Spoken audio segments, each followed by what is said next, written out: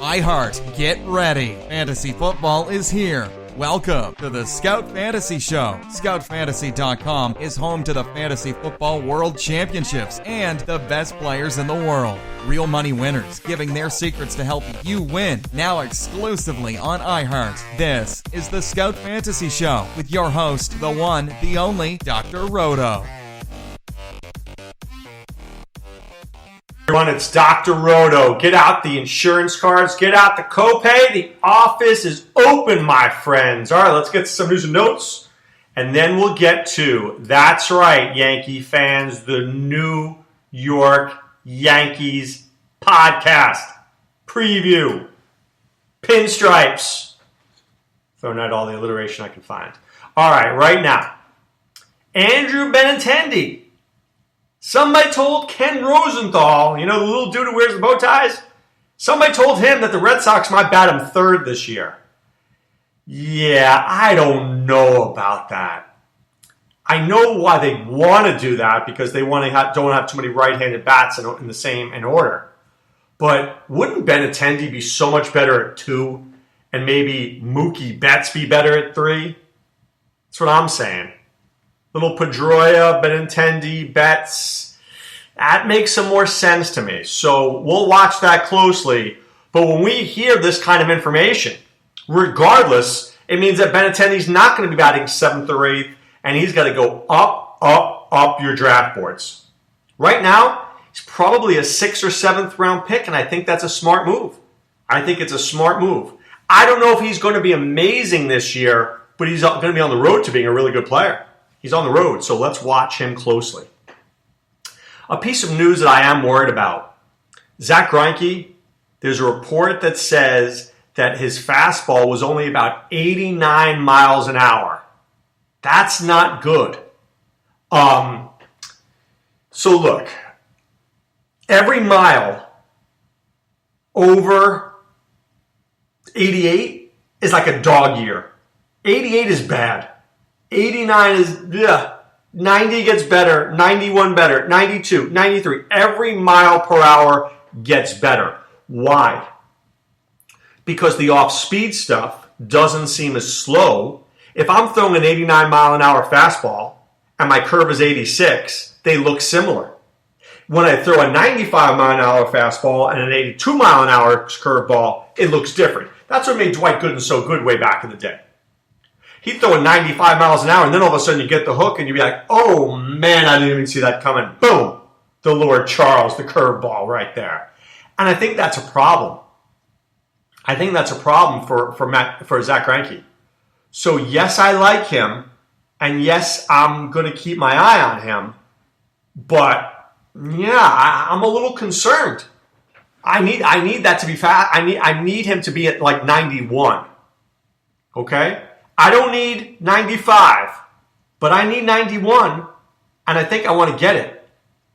I think I need to get that. If I don't get that, I drafted him as my 3rd pitcher in labor. Now, I took him once again as my 3rd starter.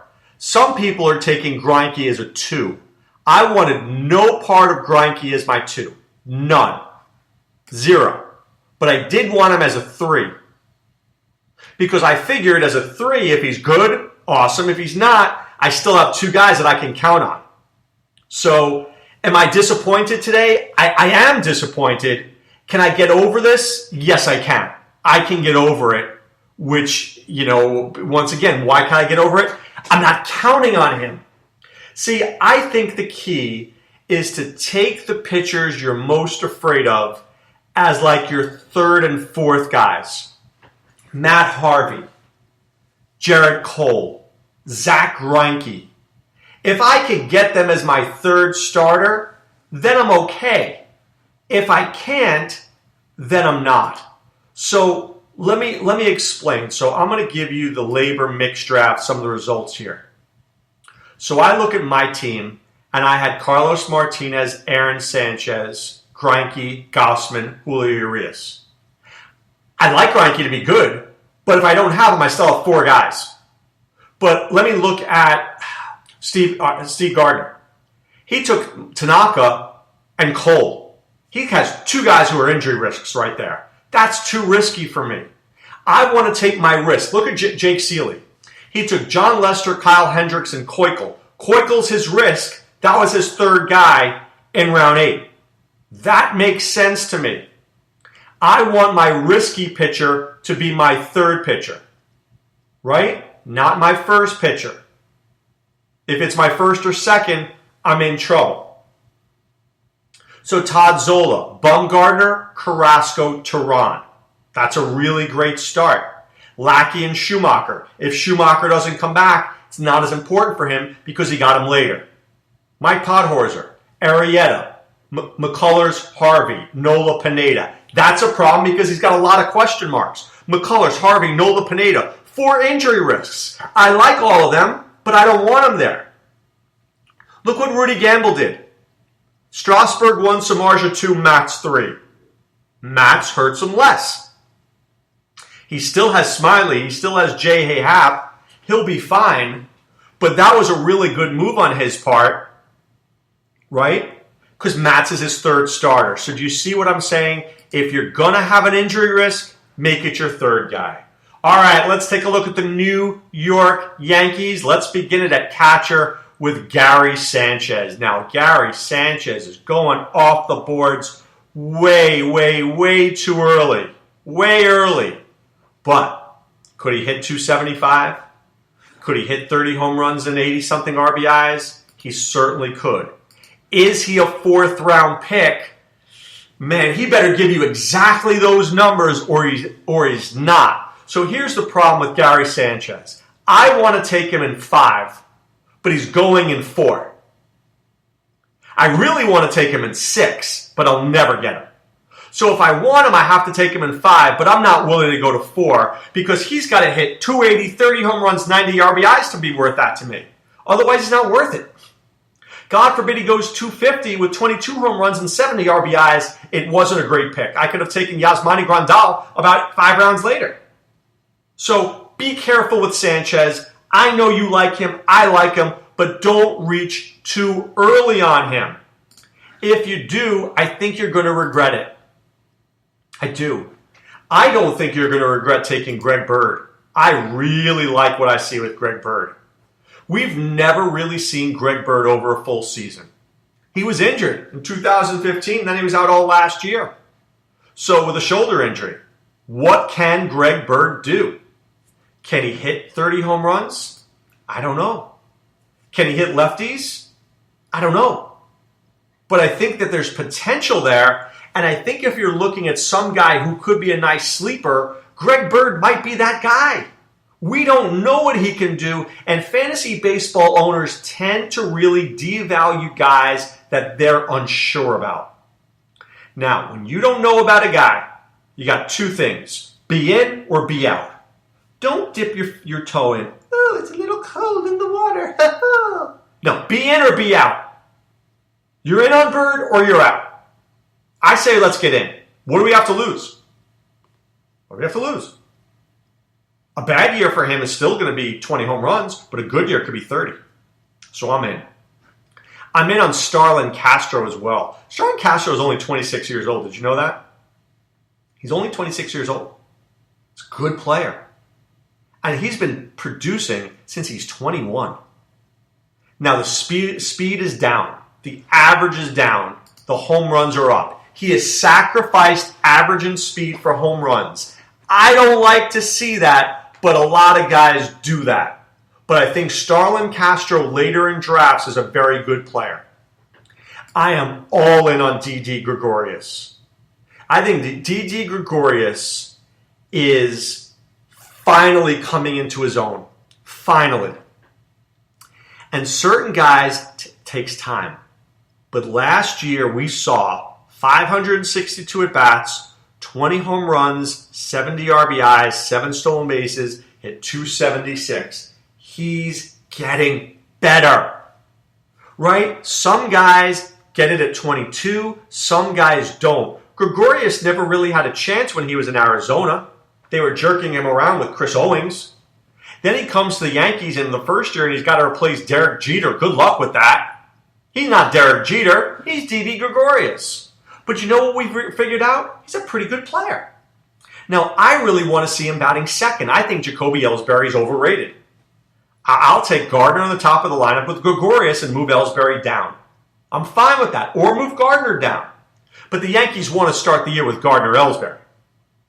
But I think Didi Gregorius, if you hold on to him, might be able to get into the top third of that lineup within a couple of months. And if he does, I'm a fan. When you take Chase Headley, you're basically saying, I would like nothing with a side of nothing. Chase Headley is like going to an ice creamery and saying, I'll take vanilla. 250, 10, 12 home runs, 40, 50 RBIs, 50-some runs scored, a couple stolen bases. He's not even French vanilla. He's just vanilla. He is a $1 replacement guy that you can find on your waiver wire all year long. Okay, let's move to the Yankees outfield. There's 4 guys I want to discuss, and then of course we'll discuss Matt Holliday. But first of all, it's Brett Gardner.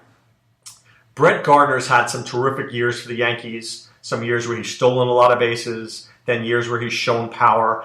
I think what Brett Gardner is right now is like a 10 home run, 20 steal kind of guy. That's who he is. The average has never really been there. He's always in that 260, 270 range. I like him, but I'm not going to overrate him. He's going to be like my 4th outfielder. Somebody will take him as a 3rd, and I'm not. That's okay. I don't need him. I'll take him as a 4th because a lot of people need speed. Maybe as a 3rd, but I'm not really thrilled about it. I think this guy he is exactly who he is. Meaning, he helps you, not a lot, doesn't hurt you. If he had a better average, he'd help me more. I could use that. I think the guy who's overrated is Jacoby Ellsbury. Jacoby Ellsbury signed a humongous contract before the 2014 season. And, God bless him. He had a great year for the Red Sox and 2013, and he cashed in with the Yankees. But ever since he's been with the Yankees, his highest batting average is 271. His best year was his first, and he's gone down every year since. Is this really a good player? This is a name, right? Here's what I love to do.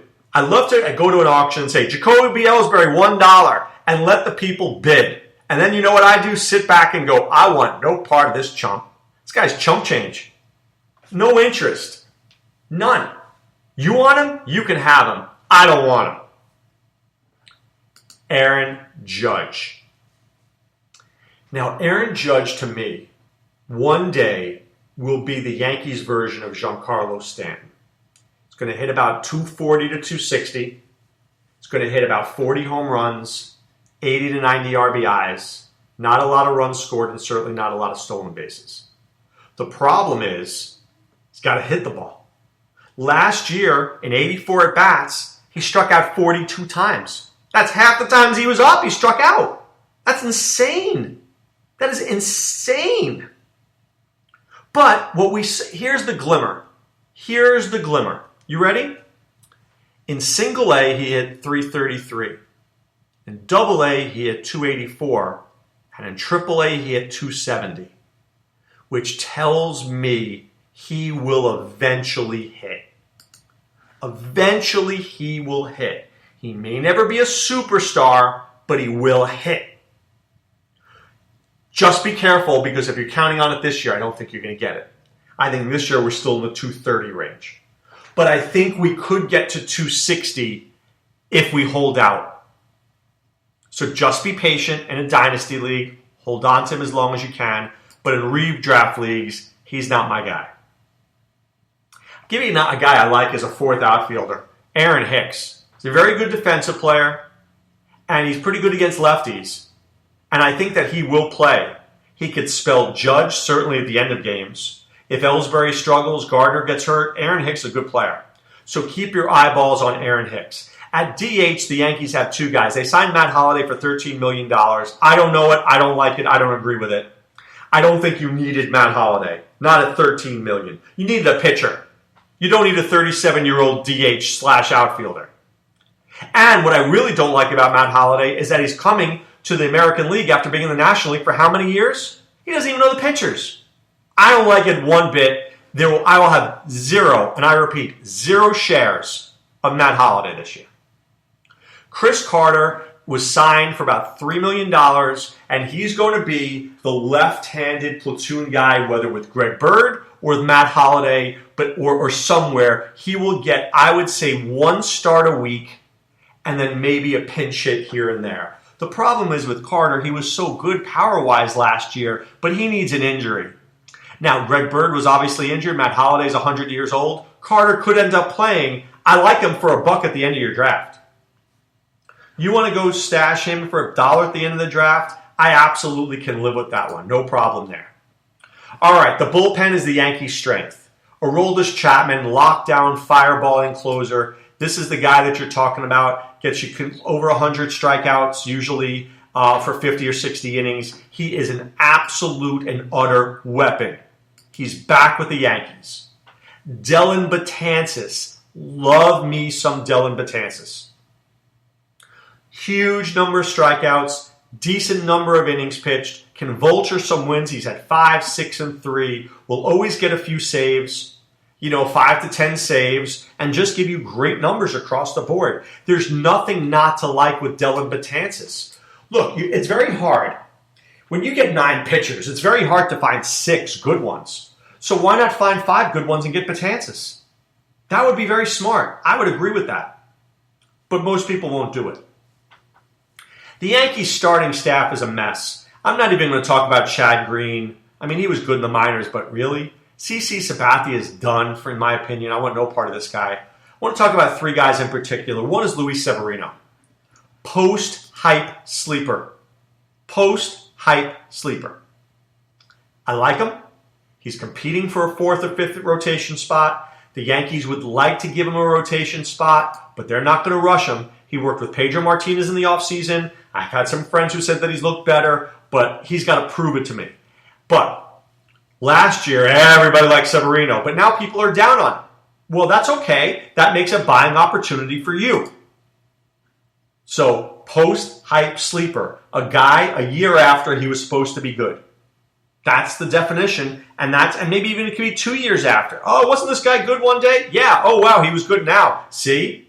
Why was he good? Because he always had the skills. It just took him some time. We're always in such a rush. I want Severino to be good now. Well, maybe it takes 2 or 3 years. Michael Pineda is going to be a free agent next year, and he's going to get an awful lot of money. I don't know whether Yankee Stadium is the right fit for him, but he had 207 strikeouts in 175 innings last year. But he let up an ungodly amount of home runs, 27, and his walk rate went up. So when you walk too many guys and you're letting too many up home runs, you're going to have a higher ERA and a whip.